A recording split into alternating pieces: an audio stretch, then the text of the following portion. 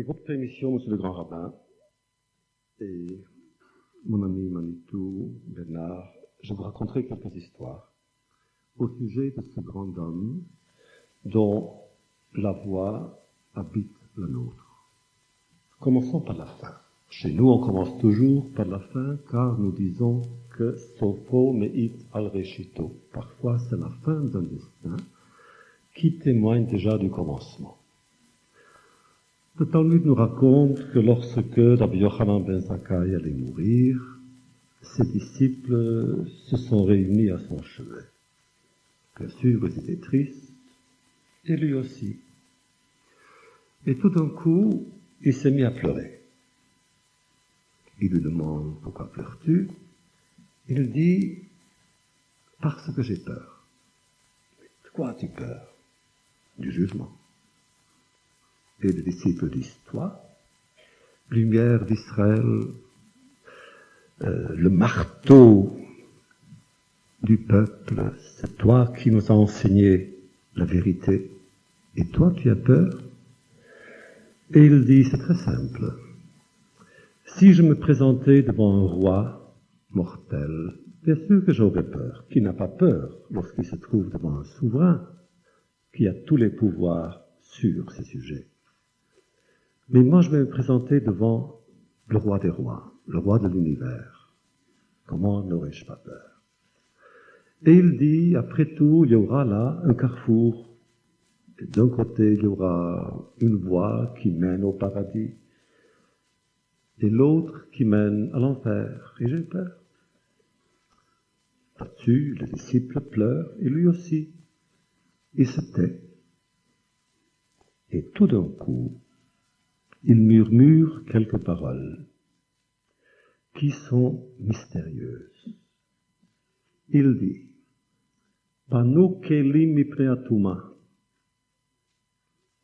Sortez les vaisselles, car ils peuvent devenir impurs. Et là, Vehechinu kiseh le melech Hiskiyahu sheyavo. Et préparez un fauteuil pour le roi Ézéchias qui est en train de venir. Nous lisons cette histoire, nous sommes émus par la douleur des disciples. Bien sûr, nous sommes bouleversés par la grandeur humaine, juive, du maître. Mais la fin est incohérente. Bon, on comprend encore pourquoi il a dit « Panu kelim mipnei atuma » sortez les vaisselles, parce que le Talmud nous dit « Leolam lo yiftor adam mechavero » un homme ne devrait jamais se séparer de son ami « Ela mitor dvar halacha » seulement en lui enseignant une loi halachique. Entre parenthèses, mon ami Bernard, quand tu dis qu'on n'a pas le droit, un disciple n'a pas le droit de dire quelque chose en présence de son maître, il y a une petite différence. C'est écrit dans le Talmud, Ein modin halacha bifnei Rabbi. Toi, tu n'as pas le droit de nous enseigner la halacha, mais de raconter des histoires autant que tu veux. Moi non plus d'ailleurs. Mais on ne comprend pas. Tout d'un coup, donc, il parle halacha, c'est très bien. Mais Hiskiyahu, qui a vécu 8 siècles plus tôt, qu'on prépare un siège, que voulait-il dire? C'est en relisant cette légende, que je me suis pris d'amour pour Rabbi Yochanan ben Zakkai. Un homme que j'admire, un homme que j'aime. Mais rassurez-vous, je dis cela de tous les maîtres talmudiques dont je parle. Si demain je parlais de Rabbi Shimon ben Yochai, je dirais la même chose de Rabbi Shimon ben Yochai. Je les aime tous. Ils sont présents et je ne serais pas l'homme que je suis, le juif que je suis, l'écrivain que je suis, si je n'avais pas cette attitude d'amour, d'affection profonde et de fidélité pour tous les sages et leurs disciples qui peuplent le Talmud, qui, à mon avis, est le chef-d'œuvre le plus grand que notre peuple et peut-être tous les peuples ont jamais eu. Maintenant, ouvrons les parenthèses. Nous sommes ici en vérité non pas seulement pour étudier ensemble, mais aussi pour célébrer et honorer notre ami Bernard Kanowitz. Bernard, qui a reçu la Légion d'honneur il y a quelques semaines, a tenu, et nous avons tenu même plus que lui, à ce que nous marquions ce moment dans sa vie, dans une ambiance juive, qui est vraiment notre ambiance. Et il n'y a pas de meilleure ambiance que celle de Rachid. Un lieu qui, à mon avis, est devenu le centre culturel prestigieux, libre, souverain et inspiré du judaïsme français et européen. Nous le devons à d'autres leaders juifs de la communauté, les TGU, qui étaient avant Bernard, mais depuis Bernard et son équipe, Rafi et Albert, a fait de cet édifice un sanctuaire où chaque personne se sent importante en écoutant ou en parlant. Et nous sommes tous des disciples. Et mon ami Manitou, en effet, notre amitié date d'il y a 40 ans, sinon plus.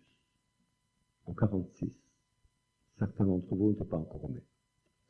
En 46, j'étais venu à Orsay. Et Manitou dirigeait l'école d'Orsay. C'était quelque chose d'extraordinaire pour moi, un Bachou Yeshiva, qui venait de découvrir le charme et le charme mélodieux du monde séparate. Qu'est-ce que moi j'avais à contribuer à ce Shabbat que nous avons passé ensemble? J'ai chanté, bien sûr, des chants yiddish. Je me suis dit, ce serait pas mal que les séparates apprennent aussi quelques chants yiddish. Et Manitou m'a appris un chant, et je m'en souviens encore aujourd'hui. Et si tu insistes, Bernard, on va la chanter. Quand même. Non, c'est un chant de Zalman Shneur. Très, très, très beau, un chant d'amour. Mais comme le Shir HaShirim, comme le Cantique des Cantiques, c'est un chant d'amour qui transcende l'amour, un chant d'amour pour la Shekhinah, un chant d'amour pour Dieu, un chant d'amour pour la vie, pour le mystère de la vie. Et depuis, en effet, Manitou et moi, nous sommes toujours sur la même voie. Je me souviens que la première fois que je suis venu faire une conférence pour QH, c'était sur Rabbi Nachman de Bratslav. C'était il y a 25 ans déjà, Rabbi Nachman de Bratslav. Et toi, Manitou, tu m'as montré quelque chose dans le Yerushalmi, dans le Talmud de Jérusalem. Comment les séfarades kabbalistes lisent le Talmud. Ça m'a profondément impressionné parce que moi, je viens d'une école où on cherche le pashtut, le pshat. Tout est kipshuto. Il faut que ce soit kipshuto. Et là, tu m'as appris des choses qui sont encore des fragments de mélodies. Des mélodies qui nous ramènent très loin dans notre mémoire. La dernière fois que nous nous sommes vus, Manitou et moi, c'était dramatique. Nous avons passé quelques jours ensemble à Jérusalem et nous avons porté le masque à gaz. C'était pendant la période de la guerre des missiles. Alors Manitou et moi, nous étions dans la même salle étanche. Nous attendions les missiles. Et de quoi parlions-nous? Nous parlions du fanatisme, du danger du fanatisme. Que malheureusement, il y a un courant intégriste, fondamentaliste, appelons-le par son nom, fanatique, qui traverse le monde, qui est dangereux. Et Manitou et moi, nous avons dit, il faut faire quelque chose parce que même dans notre communauté, malheureusement, à mon embarras, et je pense au sien, le fanatisme est en train de croître. Et il faut tout faire pour dire que le judaïsme, c'est aussi autre chose, sinon autre chose. Et me voilà replongé dans le sujet. le sujet qu'est le Talmud, s'il y a une définition du Talmud qui me plaît le plus, c'est celle de la tolérance. Je n'ai jamais lu quelque chose de Rabbi Yochanan d'insultant à l'égard de ses pairs. J'aime Rabbi Yochanan justement parce qu'il respectait toutes les opinions. Je n'ai jamais lu, même chez Shammai, l'adversaire de Hillel dont nous avons parlé déjà ici plusieurs fois, même chez Shammai, le rigoureux, le dur, l'endurci, jamais d'insulte. Il y a dans le Talmud cette volonté de comprendre et de se faire comprendre qui ne peut pas ne pas toucher. Exemple. Il y a, comme vous le savez déjà, j'espère, la maison de Shammai et la maison de Hillel. Ils sont toujours en désaccord, sauf pour 18 à 18 points où c'est Shammai qui gagne, mais ils sont toujours en désaccord. Une fois, il y a eu un grand débat. Ils n'arrivaient pas à s'entendre pendant 2 ans et demi. Et finalement, une voix céleste s'est fait entendre. Qu'est-ce qu'elle a dit? Eile ve'eile divrei Elokim Chaim. Autrement dit en français, que voulez-vous? Tous ont raison. Et les uns et les autres, alors qu'ils se contredisaient tout le temps, tous ont raison. Et moi, je me suis demandé, si tous ont raison, ça veut dire aussi que tous ont tort. Et si tous ont tort, pourquoi la voix céleste n'a-t-elle pas dit tous ont tort? Et la réponse est simple. Si la loi céleste avait dit tous ont tort, ça aurait créé une atmosphère de manque de respect. Je ne dois pas respecter quelqu'un qui a tort. Mais si tous ont raison, je dois respecter même l'autre côté qui me contredit. Voilà le Talmud, où les minorités sont consignées, où les voix les plus discordantes, on les rappelle. Le Talmud est le remède contre le fanatisme. Et quand nous disons Talmud, nous disons bien sûr Rabbi Yochanan ben Zakkai, le fondateur.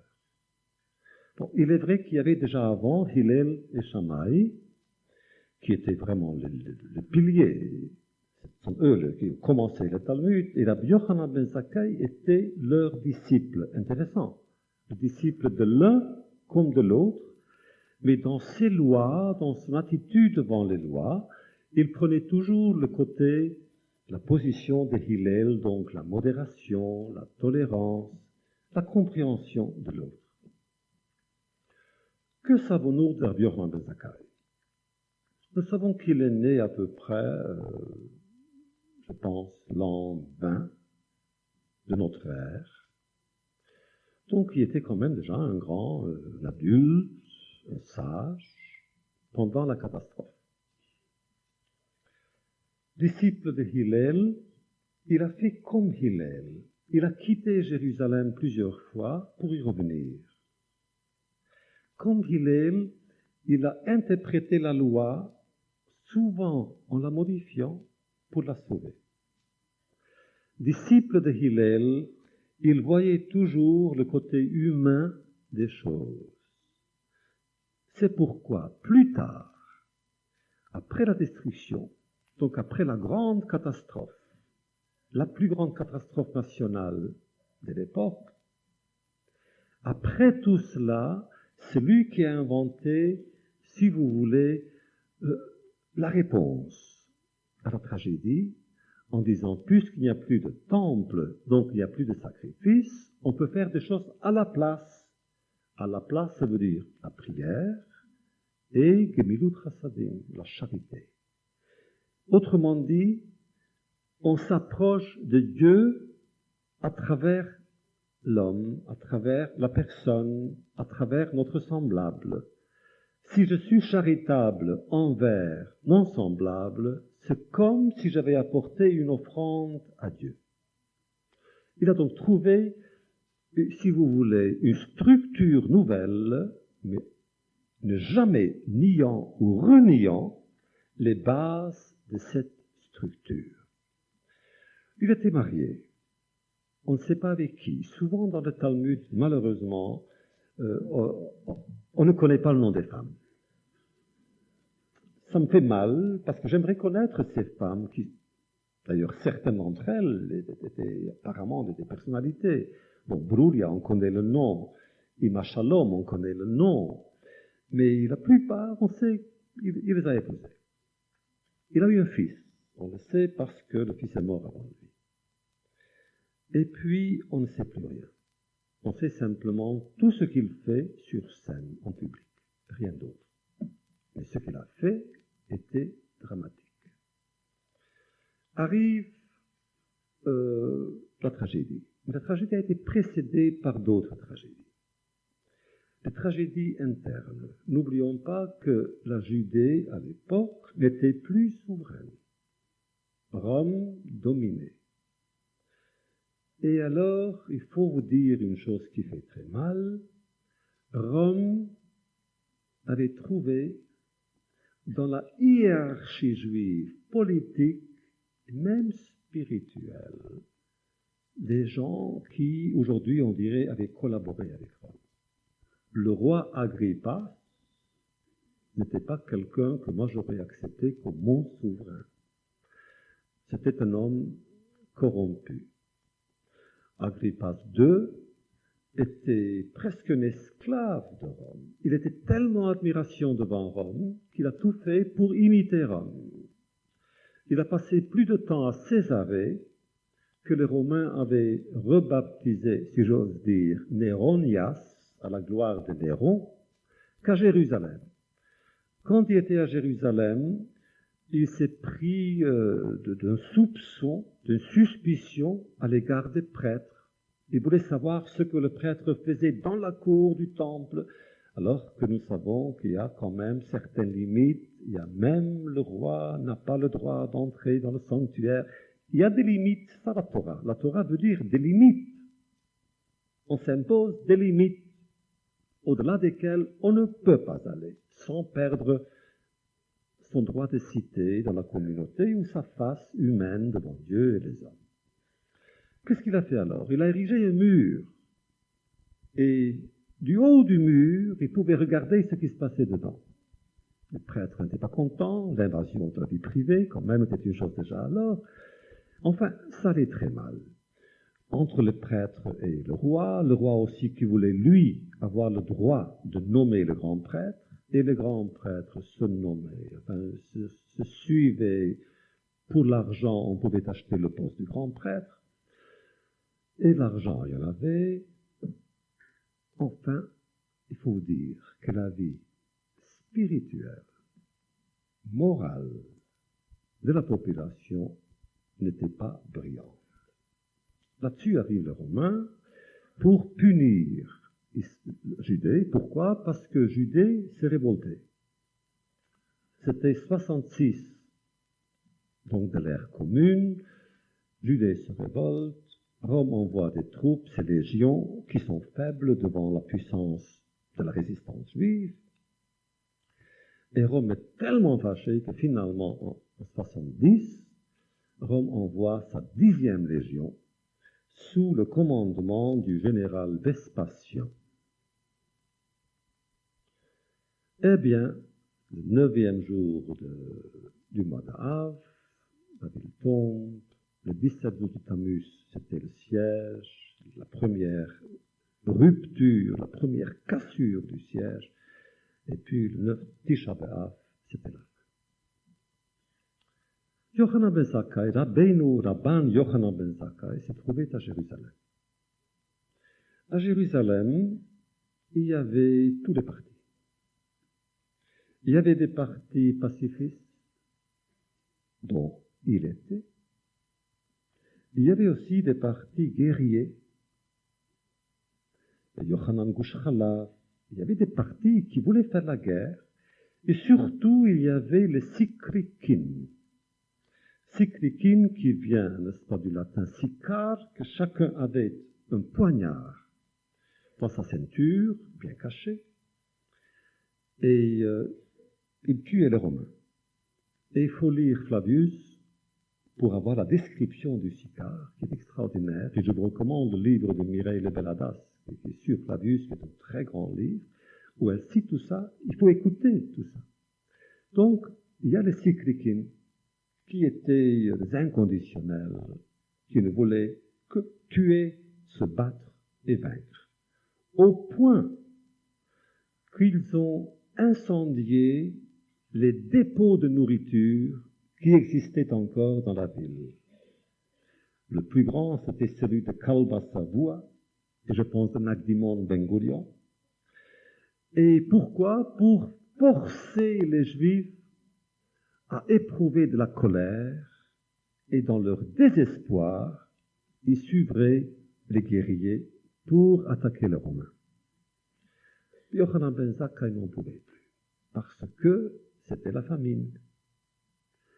Et Rabbi Yochanan ben Zakkai ne cessait pas de les réprimander. Il leur dit, mais qu'est-ce que vous faites?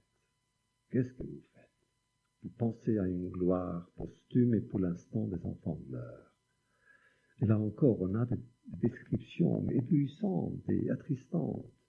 On voit, n'est-ce pas, des enfants qui meurent dans les bras de leur mère. Il y a des enfants qui s'arrachent un bout de pain.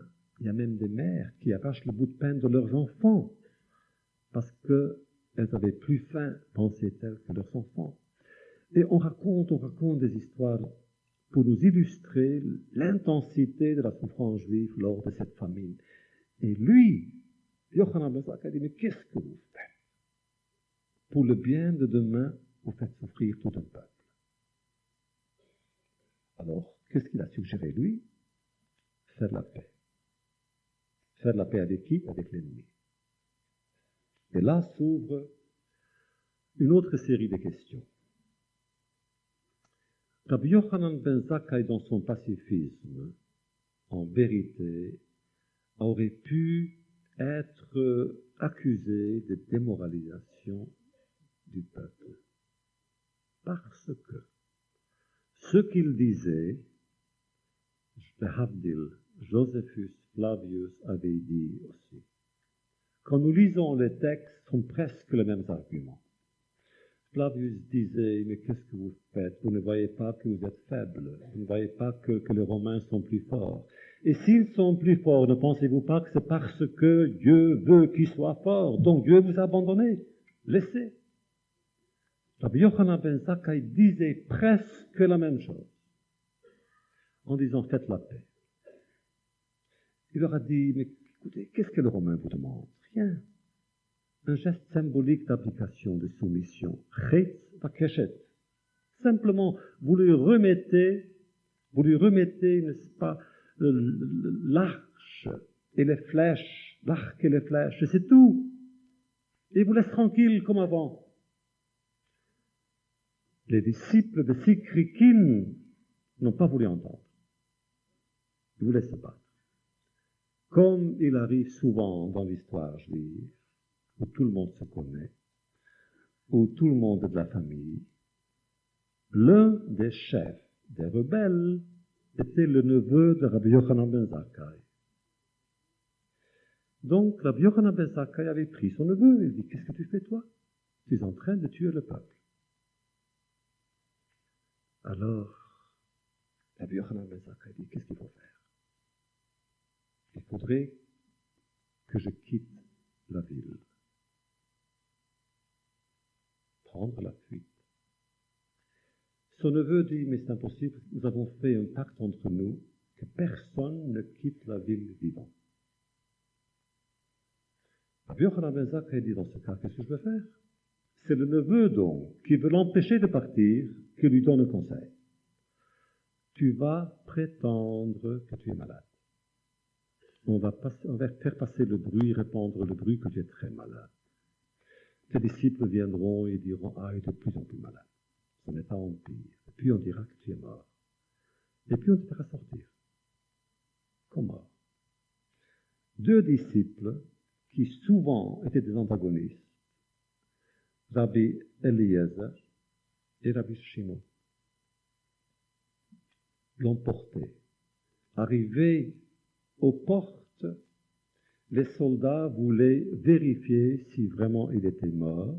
Donc ils ont pris leur poignard pour l'égratigner. Et son neveu a dit, mais quand même, qu'est-ce qu'on va dire de nous? Que nous torturons notre maître mort, c'est pas beau. Même les guerriers juifs étaient quand même, vous savez, pas si cruels que ça. Ils avaient un cœur juif. Ils ont dit, bon. Alors ils voulaient laisser tomber le cercueil. Et là encore, le neveu dit, mais qu'est-ce qu'on va dire de nous? Alors, quand on se moque, quand on maltraite notre maître mort, ils ont laissé passer.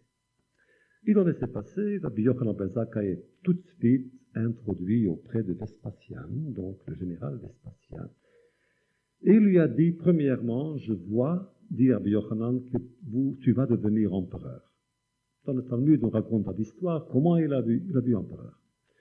Vespasien lui demande, qu'est-ce que tu veux? Tu as 3 vœux. Et Rabbi Yochanan ben Zakkai a dit 3 choses. D'abord, il a dit, Tein li Yavne vechachameh. Donne-moi Yavne, l'académie, donc l'enseignement, les étudiants, le rabbin, et ses sages. Deuxièmement, il a dit, donne-moi un médecin. J'en ai besoin pour aller guérir mon ami, mon collègue, mon camarade, Rabbi Tzadok. Rabbi Tzadok était un sage qui, 40 ans auparavant, avait prévu la destruction du temple dans un songe, dans une vision. Et pour empêcher la catastrophe, il s'est mis à jeûner. Et il a jeûné pendant 40 ans. Et le texte nous dit qu'à la fin, son corps était devenu transparent. Mon ami Bernard, c'est un peu à cause et grâce à Rabbi Tzadok que j'ai choisi ce sujet. Pourquoi? Je me suis dit, comment honorer sinon par l'étude? C'est le vrai honneur qu'un ami peut faire et conférer à son ami. C'est en étudiant ensemble. Et je me suis dit, bon, Rabbi Yochanan ben Zakkai, quand même, je sais, tu as entendu beaucoup d'éloges ce soir. Beaucoup d'éloges avant de venir ici, il y avait une réception. Mais quand même, je ne pense pas qu'on ait autant comparé à Rabbi Yochanan ben Zakkai. Mais peut-on te comparer à Rabbi Tzadok? D'abord au médecin qui a soigné Rabbi Tzadok. Tu es médecin. Même un peu à Rabbi Tzadok. Parce que tu travailles tant pour la communauté que tu n'as pas le temps de manger. Premièrement. Deuxièmement, la beauté de Rabbi Tzadok, c'était quoi? Il avait une obsession. L'obsession était de sauver Jérusalem. Sauver, si vous voulez, le centre spirituel de Jérusalem. Et toi, tu as une obsession de sauver l'esprit, la culture, la tradition, la beauté de l'esprit, de la tradition et de la culture de notre peuple. Ensuite, il a demandé une troisième chose. Épargner la ligne de Rabban Gamliel. Rabban Gamliel, qui était un descendant de Hillel, qui était un descendant de David. Je veux qu'il reste toujours quelqu'un qui est un descendant de David. Et quand j'ai lu ces 3 vœux, je me suis mis à aimer Rabbi Yochanan ben Zakkai encore plus. Il aurait pu se satisfaire de Yavne. Fais-moi une école. Fais-moi un centre Rashi là-bas, Yavne. Non. Donne-moi un médecin pour mon ami. Il aurait dit, bon, quiconque sauve, vous savez, vous connaissez le Talmud. Kol hamatzil nefesh achat, quiconque sauve une vie humaine qui ilu qui est molam maleh. C'est comme s'il avait sauvé le monde entier. Ça suffit. Il aurait pu dire, non, donne-moi aussi un descendant de David pour que le rêve de royauté, pour que le souvenir de la gloire d'Israël d'antan reste toujours présent. Il aurait pu demander ça. Non, il a demandé tous les trois. Je dois vous dire que dans le Talmud, vous n'allez pas me croire, on l'a critiqué. D'abord parce qu'on critique toujours. Nous ne connaissons pas une communauté juive qui ne critique pas quelqu'un. Talmudique. Qu'est-ce qu'on a dit à Rabbi Yochanan? On lui a voulu d'avoir demandé trop peu. On a dit, puisque tu étais déjà devant le roi, devant l'empereur, enfin l'empereur futur, Vespasien, tu aurais pu demander qu'il épargne Jérusalem. Deux réponses dans le Talmud. L'une, c'est qu'en effet, il avait demandé. Mais le général ne voulait pas en entendre parler. Deuxième, c'est qu'il n'a pas demandé. Mais il n'a pas demandé pour une bonne raison. Il s'était dit que si je demande trop, je n'aurai rien. Moi, j'ai un problème avec tout ça aussi. Parce que, en relisant maintenant la vie, le destin et l'œuvre de Rabbi Yochanan ben Zakkai, j'ai quand même un problème. Je me suis dit que peut-être à la seconde lecture, au second degré, le personnage me présente pas mal de difficultés. Le temple brûle. La ville est en ruine. Et tout ce qu'il pense, c'est créer une école. C'est ça. Même pour le reste, même pour la dynastie de Hillel, c'est à ça que tu penses? La ville brûle. Mais littéralement, physiquement, le temple était profané. Et nous connaissons les détails, vous savez, là encore c'est Flavius, mais aussi dans le Talmud.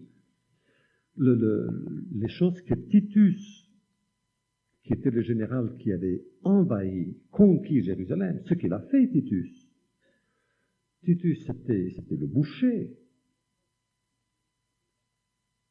Entre parenthèses encore. De retour de Judée, le général vainqueur, à Rome, comme vous le savez, avait fait marcher 2500 prisonniers juifs, des captifs, prisonniers de guerre, les plus beaux, les plus valeureux. Il les a fait marcher sous l'arc de triomphe à Rome, où c'est écrit Judea capta, la Judée est captive. Pire, Titus, 19 siècles avant George Orwell, avait décidé de fonder un musée. Il a appelé ce musée, vous n'allez pas le croire, le musée de la paix.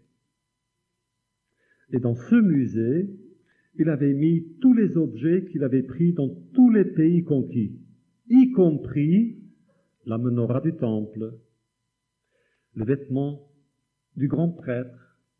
C'est ainsi que nous le savons d'ailleurs, parce que nous savons que plus tard, chaque fois qu'il y avait une délégation de sages rabbiniques qui venaient à Rome pour intercéder en faveur de leur peuple, d'abord ils rendaient visite à ce musée pour voir les objets sacrés et rituels du temple, le dernier souvenir physique du temple. Mais on sait ce que Titus a fait. Il est entré dans le sanctuaire, il a provoqué Dieu, il dit, où es-tu? Il ne pouvait pas croire qu'il n'y avait personne dans le temple. Il ne pouvait pas croire que le Dieu d'Israël était invisible. Alors, pour le provoquer davantage, il a pris la parochet, donc le rideau sacré, étendu par terre. Il a fait venir une prostituée. Et dans le sanctuaire des sanctuaires, il a fait l'amour avec la prostituée. Toujours pour dire, si tu es là, viens. Et Rabbi Yochanan ben Zakkai pense à une école. J'avais des problèmes avec lui. Pourquoi? Je ne sais pas. Moi, je me dis que peut-être il aurait mieux fait de rester avec la communauté. Quand la communauté souffre, je pense qu'un juif, surtout un dirigeant, devrait en faire partie. Mais en étudiant cela, je me suis dit finalement, Rabbi Yochanan ben Zakkai est aussi notre contemporain. C'est comme s'il avait vécu maintenant, au XXe siècle. Un homme, une catastrophe, un destin et une idée de rédemption. Ça veut dire une idée, une attitude devant la catastrophe. La question était, que faire devant une telle catastrophe? Comment agir? Comment réagir? Que faut-il faire quand le peuple tout entier est en danger? Quand le peuple tout entier peut mourir? Quand le peuple peut, à juste titre, se demander si Dieu ne l'avait pas abandonné? Vous savez, c'était la question la plus douloureuse qui domine le livre d'Ézéchiel. Est-ce que Dieu est encore avec son peuple? Est-ce qu'il ne l'a pas abandonné? Il ne l'a pas échangé pour un autre. Dieu n'a pas dit, écoute, j'en ai marre. J'en ai marre. Vous me faites trop de misère. Je prendrai l'autre peuple. Il y a eu donc ce doute. Et, à mon avis, je suis convaincu que ce que Flavius disait ne tombait pas toujours dans des oreilles sourdes.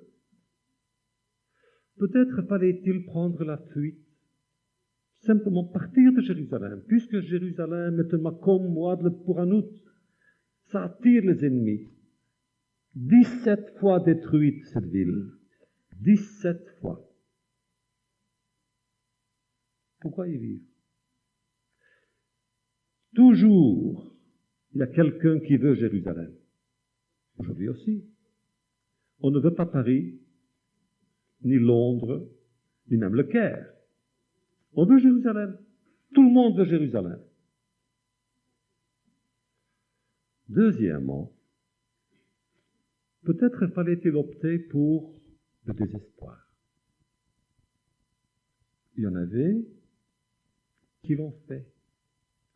Pourquoi appelait-on les Pérouchim, les pharisiens, Pérouchim, Mishum sheparshu mineshotehem, dit le Talmud.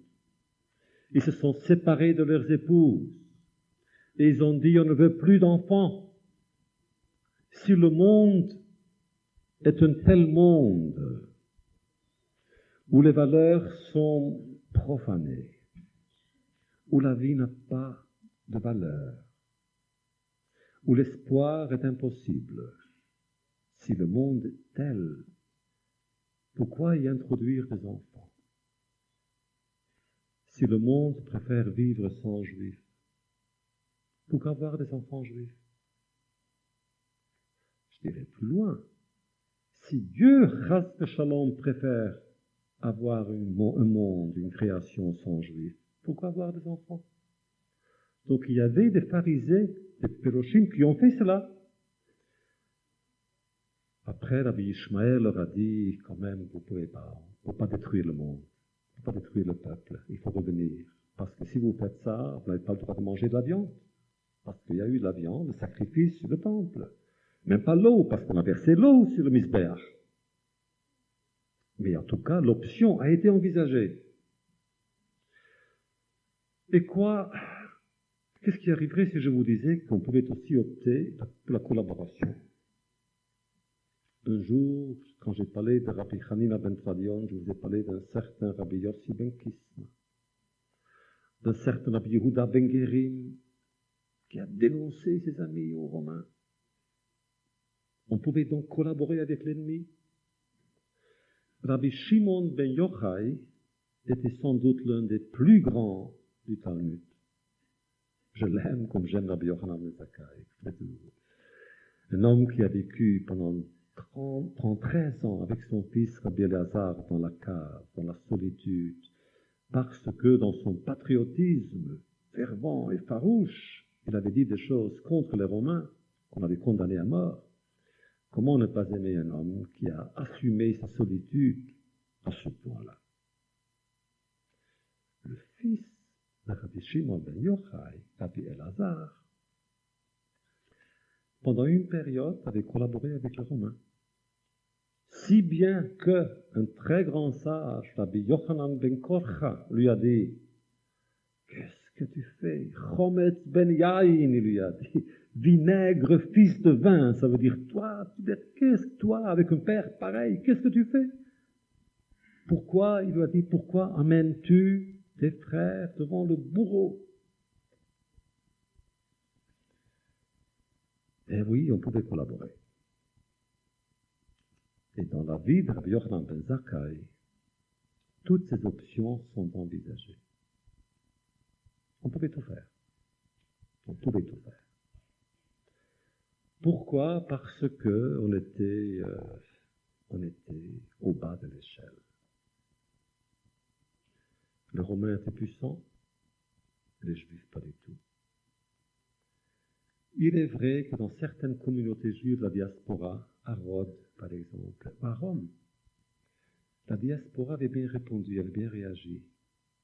Il y avait un mouvement de solidarité mais merveilleux, magnifique, envers les Juifs, nos frères et nos sœurs d'Israël. Vous voyez, en vous disant cela, si je changeais les noms, si je ne parlais pas de Rabbi Yochanan ben Zakkai, et si je ne citais pas les dates, vous penseriez que nous parlons maintenant. Notre génération est une génération de Rabbi Yochanan ben Zakkai, une génération talmudique. La plus grande catastrophe juive a eu lieu pendant ce siècle. Que fallait-il faire? Collaborer avec l'ennemi, je veux dire, même après la guerre, collaborer avec l'ennemi en acceptant ses lois, en se soumettant à sa philosophie, en disant, c'est fini, moi je tire un trait. Jadis, j'avais écrit une pièce de théâtre qu'on avait jouée ici, où je raconte la vie juive en URSS, où ensemble avec notre ami Claude Kellman, nous avons essayé d'aider. Et je raconte là l'histoire du dernier rabbin de Moscou, qui a eu une fille qui a épousé un communiste. Ils ont eu un garçon de 12 ans et demi, et lorsque le grand rabbin de Moscou, donc de n'importe où de Russie, voit son petit-fils qui ne sait rien du judaïsme, il devient désespéré. Il y a un grand échange violent entre le rabbin et son gendre. Et le gendre dit, « Combien de fois veux-tu que je te dise? Moi, je ne veux pas que mon fils grandisse comme juif. Mon père a souffert comme juif. Mon grand-père a souffert comme juif. Mon arrière-grand-père a souffert comme juif. Et le sien, et le sien, et le sien, et le sien. Jusqu'aux ondes les plus ténébreuses de l'histoire, il y a des pères juifs qui ont souffert. Combien de temps veux-tu que cela dure? Moi, je veux que ça s'arrête. Avec mon fils, ça va s'arrêter. » Quand j'ai écrit ce dialogue, j'avais un problème. L'argument était trop bon. Moi, en tant que père, moi, je ne veux pas que mon fils souffre. Si être juif voulait dire souffrir, on dit en yiddish, merci Dieu, je ne veux pas. Je demande, dans ce cas, choisis quelqu'un, moi je ne veux pas. Je veux bien souffrir moi si tu veux, mon fils, je ne veux pas. Mais c'est faux. Ce n'est pas cela, être juif. Être juif, bien sûr, veut dire souffrir aussi, mais c'est humain. Nous souffrons. Plus, moins, nous un peu plus, bon. Mais être juif veut dire avoir une réponse à la souffrance. Pendant le Talmud, c'était quoi? La réponse à la catastrophe. C'est le Talmud. Plus tard, au temps des croisades, il y avait la Kabbalah, les Tosafot. Quand moi je pense, je l'ai dit à Troyes il y a quelques mois, moi je dois vous dire, je suis émerveillé, que Rashi avait vécu au temps des croisades. Comment il a réussi à écrire tant, à faire tant pendant les croisades, je ne comprends pas. Mais le fait est que pendant les croisades, nos grands poètes, nos grands philosophes, vous savez, moi je suis un chassid, donc pendant les fêtes, je lis les piyutim aussi. Je lis les piyutim. Je pense que Sfardim aussi, vous dites ça. L'Ashkenaz ne passe pas ça, mais non. Et chaque fois que je rencontre, n'est-ce pas, des grands piyutim, c'est quelqu'un de France. J'ai lu pour Shavuot de Rabbi Meir de Orléans, un magnifique poème sur la Seret HaDibrot, le 10 commandements, mais c'est extraordinaire. Il a écrit pendant les croisades. La réponse aux croisades, c'est cela, le chant. Khmelnytsky, le pogrom de Khmelnytsky en Ukraine, c'était quoi? La réponse, la Kabbalah. Plus tard, le pogrom en Pologne, le chassidisme. Je dirais presque, mais je ne le dis pas, qu'Israël a une réponse à cette souffrance-là, mais je ne le dis pas parce que je ne veux pas. Moi, je ne pense pas qu'Israël soit une réponse à cette souffrance, à la tragédie. Moi, je préfère dire que nous avons affaire ici avec deux mystères, l'un aussi grand que l'autre. Le mystère de la renaissance d'Israël est pour moi aussi grand, aussi profond que l'autre, le mystère du mal. Mais je préfère dire que, en dehors de la chronologie, ils n'ont rien en commun. Je ne veux pas penser qu'il a fallu 6 millions de Juifs pour avoir un pays. Je ne veux pas penser ça. Je sais que les hommes de Sciences Po pensent différemment, mais je préfère ne pas le penser. Mais autrement, il y a toujours une réponse. C'est cela, être juif.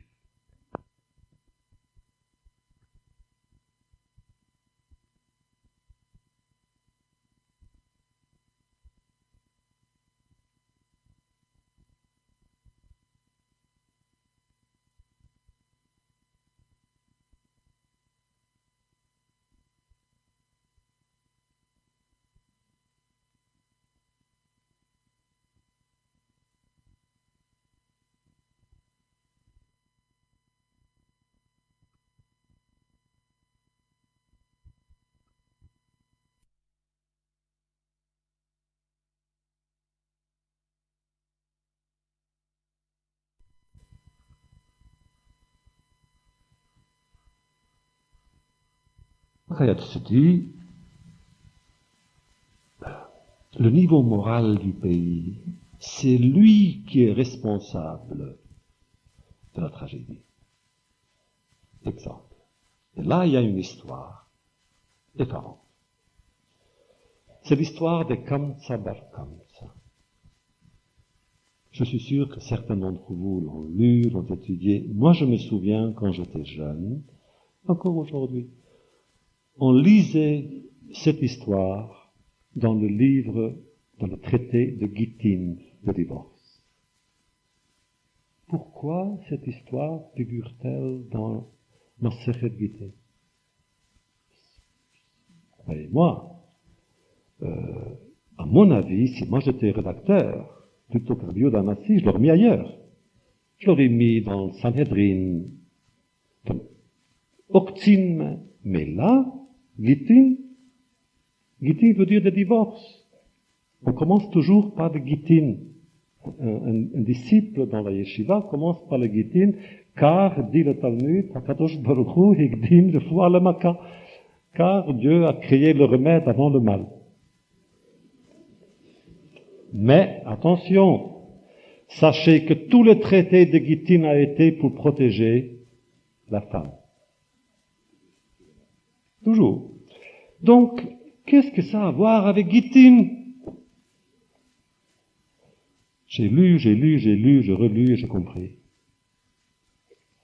La destruction du temple, c'était quoi? une affaire de divorce au niveau théologique.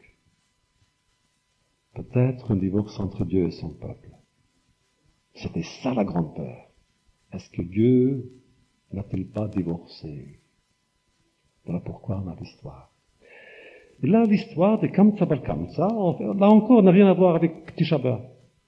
Moi, je me souviens, je l'étudiais comme dans le Cheder. On renversait les bancs, on allumait les bougies, vous savez, les flammes clignotantes, la cire jaune, les ombres sur les murs. Et on étudiait Kamsa Bar Kamsa, en deuil. Quelle est l'histoire de Kamsa Bar Kamsa? Une fois, il y avait un homme qui a décidé de donner un dîner prestigieux, grand, de luxe. Alors il a dit à son serviteur, va, invite mon meilleur ami qui s'appelle Kamsa. Le serviteur est allé inviter son pire ennemi qui s'appelle Bar Kamsa, le fils de Kamsa. Là-dessus, le dîner a lieu. Rabbi Yochanan ben Zakkai raconte, le Talmud raconte l'histoire que le dîner a lieu et l'hôte arrive et il voit son ennemi. Il dit, qu'est-ce que tu fais là? Je t'ai pas invité. Alors, comme ça dit, je t'en prie, m'insulte pas en public. Je te paye mon repas. Mais laisse-moi tranquille. Le bonhomme dit, jamais de la vie, tu sors. L'autre dit, tu sais quoi? Je te paye la moitié du repas de tout le monde. Tu feras une affaire. Mais laisse-moi tranquille. Ah non, tu sors. Comme ça dit, je te paye tout le repas pour tout le monde. Mais laisse-moi ici. Sors. Il a chassé, il est sorti. En sortant, comme ça dit, une phrase terrible. Yashvu chachamim velo michu. Et après tout, dit-il, parmi les invités ce soir, il y avait les plus grands sages d'Israël. Ils ont vu, ils ont assisté à mon humiliation. Ils n'ont pas protesté. Ils n'ont pas protesté. Je me vengerai.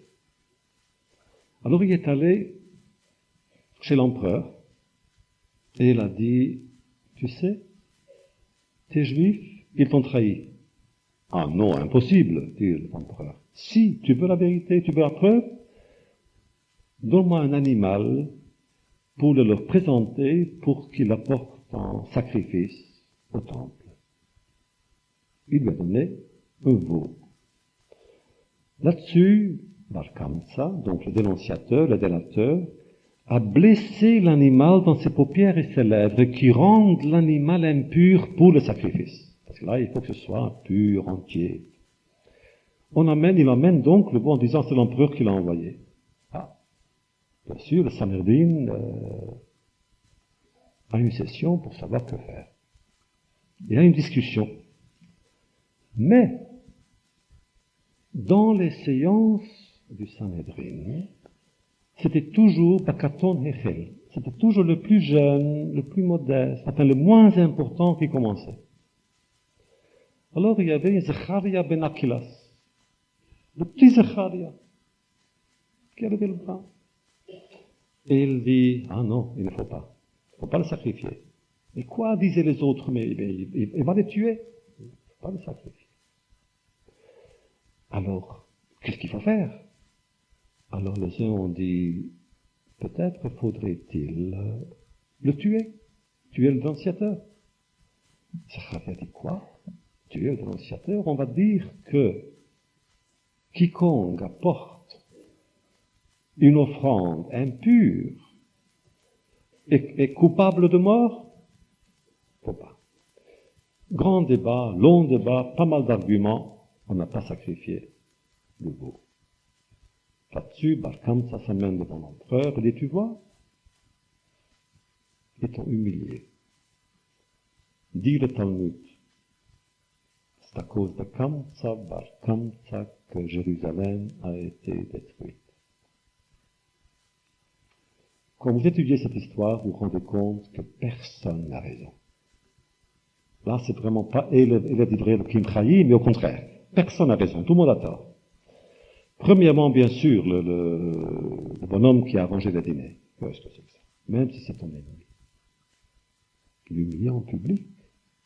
Tu pourrais le dire comme ça, tranquillement, écoute, mange, après tu t'en vas. Le serviteur, qu'est-ce que c'est que ça, le serviteur? Pourquoi est-ce qu'il a fait cela? Pour provoquer une grève? Pour des raisons syndicales, quoi? Qu'est-ce que c'est pour protester contre les nantis?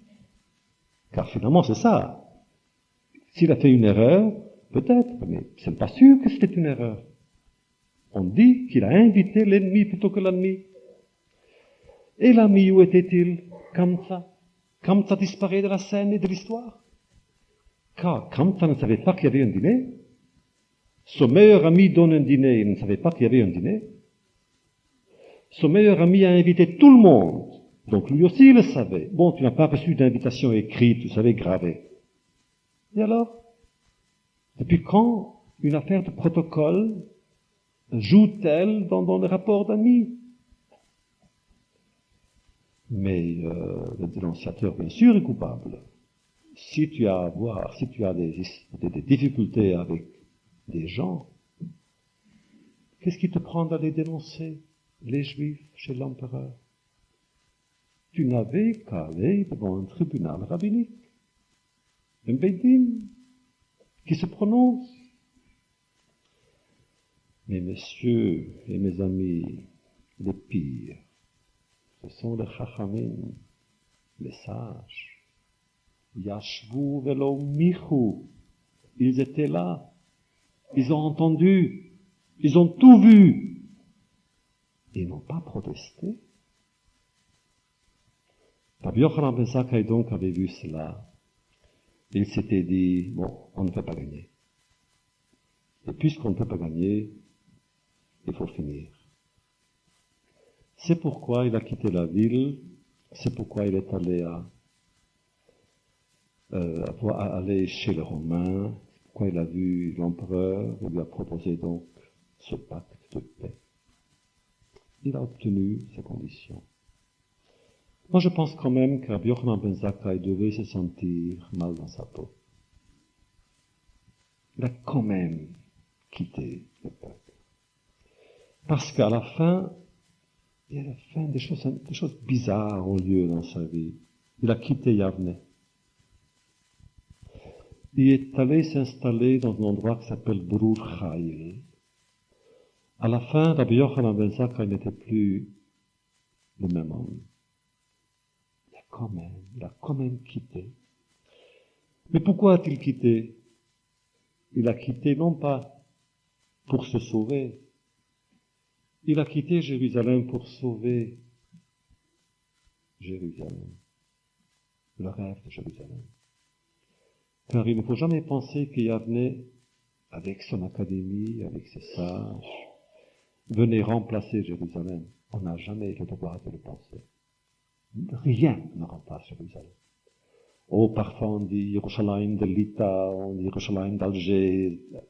On dit, rien ne peut remplacer Jérusalem. Jérusalem est unique, et c'est la gloire et la beauté de ceux qui aiment Jérusalem, pour qui c'est encore, comme le Talmud et pour Rabbi Yochanan, le vin et le pain de tous les jours. À la fin, Rabbi Yochanan meurt. Et il dit des choses étranges. Qu'est-ce qu'il dit? Ah, dit-il, préparez un siège pour le roi Chizkiyahu. Qu'est-ce qu'il voulait dire? Je pense que Rabbi Yochanan ben Zakkai, le pacifiste qu'il était, et c'était un pacifiste, c'est clair, le pacifiste qu'il était avait regretté une chose de la part de Akadosh Baruch Hu, de Dieu Kaviyachol. Bien sûr, pacifiste, il se comportait comme pacifiste. pacifiste, il a fait des choses qu'on aurait pu réprouver, critiquer. Question. Comment se fait-il que personne dans le Talmud, ni alors, ni depuis, n'a jamais critiqué, je ne parle même pas de condamné, Rabbi Yochanan ben Zakkai d'avoir, entre guillemets, déserté Jérusalem? Et la réponse, je pense, est la suivante. Flavius a dit des choses en dehors. Rabbi Yochanan les a dites à sa manière de dedans. Flavius était le porte-parole des Romains à Jérusalem. Rabbi Yochanan était le porte-parole de Jérusalem aux Romains. À l'intérieur, on peut tout dire. Les hommes et les femmes qui habitent Israël peuvent tout dire d'Israël. Ils ont le droit. Leur vie est en jeu. Le destin de leurs enfants. Moi, je pense, moi, qui n'habite pas Israël, je n'ai pas ce droit. Je reconnais que certaines ne sont pas d'accord avec moi. Des amis même, qui sont ici, qui sont à New York, à Boston, qui parlent, qui critiquent, ils ont une force que moi je ne possède pas. Moi je pense que entre Flavius et Rabbi Yochanan ben Zakkai, je choisis Rabbi Yochanan ben Zakkai. Ça ne veut pas dire que les autres sont contre Flavius, ce ne sont pas des traîtres, chas v'chalila. Ce sont des juifs aussi fervents que je le suis, que j'aime l'être, sauf que je ne suis pas d'accord avec eux. Pour finir, Rabbi Yochanan ben Zakkai s'est dit, pourquoi Dieu nous a-t-il poussés dans la souffrance? Pourquoi Dieu n'a-t-il pas livré la guerre pour nous comme il avait fait au temps de Chizkiyahu? C'était quoi Chizkiyahu? Au temps de Chizkiyahu, Jérusalem avait traversé exactement la même épreuve. La ville assiégée, les citernes d'eau bouchées, la famine faisait des ravages. Et même alors, il y avait déjà un pré-Flavius, un certain Shevna, qui avait dit déjà les choses que Flavius allait dire plus tard. Et c'était clair que le royaume de Judée, le royaume d'Ézéchias, allait s'effondrer. Mais qu'est-ce qui est arrivé? Le miracle. Le miracle, d'ailleurs, le Midrash le raconte d'une manière magnifique. Il dit, Arba Melachim Hayou, il y avait 4 rois. David, Josaphat, Asa. David a dit, Erdofo Ivaï Vasigé, moi je poursuivrai mes ennemis, je les attraperai, je les tuerai. Dieu dit, d'accord. L'autre dit, oh, moi je n'ai pas la force de tuer, tue-toi. Dieu dit, d'accord. Troisième dit, moi je n'ai même pas la force de les poursuivre. Tout ce que je sais, c'est chanter. Dieu dit, d'accord, chante. Moi je les poursuivrai, je les attraperai, je les tuerai. Et alors le dernier qui dit, bon, je ne sais pas poursuivre, je ne sais pas tuer, je ne sais rien faire. Tout ce que je sais faire, c'est dormir. Et Dieu dit, bon, dors, moi je m'en occupe. Rabbi Yochanan ben Zakkai a dû se dire, pourquoi est-ce qu'il n'a pas fait ça aujourd'hui? Quand même. La même chose, les mêmes ennemis, le même peuple, les mêmes situations. Pourquoi fallait-il se battre? Pourquoi fallait-il tuer? Pourquoi fallait-il se faire tuer? Alors que pour toi, c'est tellement facile. Tu fais un miracle. Parce que c'était quoi le miracle? Pendant que l'armée de Judée dormait, Et pendant que les assaillants dormaient, tous les assaillants, donc tous les envahisseurs, ont été tués la même nuit. Dieu, alors le Khan Zak a dit, tu aurais pu faire la même chose. Voilà pourquoi j'aime Rabbi Yochanan ben Zakkai. Pour son sens de la poésie, pour ses rêves, et aussi pour une sorte de nostalgie qui se dégage de chacune de ses lois, de chacune de ses paroles et de chacun de ses battements de paupières avant de mourir. Merci.